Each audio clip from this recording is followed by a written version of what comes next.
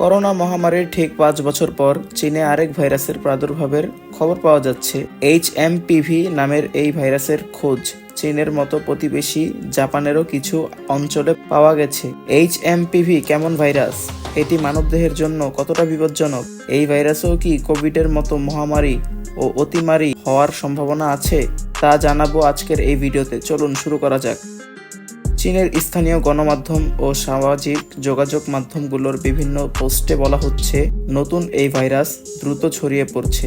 এর ফলে হাসপাতাল ও শ্মশানগুলোতে চাপ বাড়ছে বলেও দাবি করা হয়েছে। কিছু ব্যবহারকারী জানিয়েছেন, ইনফ্লুয়েঞ্জায় HMPV, মাইক্রোপ্লাজমা, নিউমোনিয়া এবং কোভিড-19 সহ একাধিক ভাইরাস চীনে ছড়িয়ে পড়ছে। এসব কারণে চীনে জরুরি অবস্থা জারি করা হয়েছে বলে দাবি করা হচ্ছে। HMPV কি? নতুন আতঙ্ক। HMPV কোভিডের মতো একটি শ্বাসযন্ত্রের রোগ যা ফ্লুয়ের মতো বিকাশ লক্ষণ সৃষ্টি করে, তবে এটি বৃদ্ধ, শিশু এবং রোগ প্রতিরোধ ক্ষমতা দুর্বল এমন ব্যক্তিদের ব্রঙ্কাইটিস ও নিউমোনিয়ার মতো গুরুতর রোগে ফেলে দিতে পারে। HMPV কিভাবে ছড়ায়? এর লক্ষণ কি?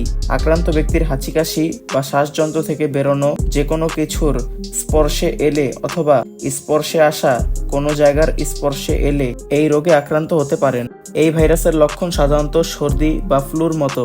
লক্ষণের মধ্যে আছে কাশি, জ্বর ও নাক বন্ধ থাকা। ভাইরাসের স্পর্শে আসা থেকে শুরু করে 5 দিনের মাথায় এসব লক্ষণ প্রকাশ হওয়া শুরু করে।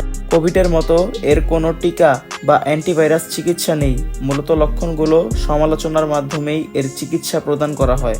করোনার মতো স্বাস্থ্যবিধি মেনে চললেই এই ভাইরাস থেকে দূরে থাকা সম্ভব। বাংলাদেশে কেমন প্রভাব পড়তে পারে?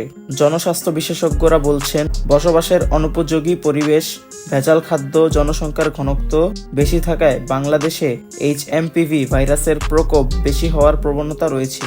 এছাড়া জলবায়ু পরিবর্তনের ফলে দেশে চরম ভাবাপূর্ণ আবহাওয়া বেড়েছে। এর সরাসরি প্রভাব পড়েছে মানুষের জীবন জীবিকা ও স্বাস্থ্যের উপর। এর ফলে শুধু ভাইরাস নয়, কয়েক বছর ধরে নানা রোগের প্রভাব বাড়ছে। এতে দেশে মহামারী হওয়ার কিছু সম্ভাবনা রয়েছে। ভাইরাসটি করোনার মতো মহামারী আকার ধারণ করতে পারে বলে মনে করেছেন স্বাস্থ্য বিশেষজ্ঞরা।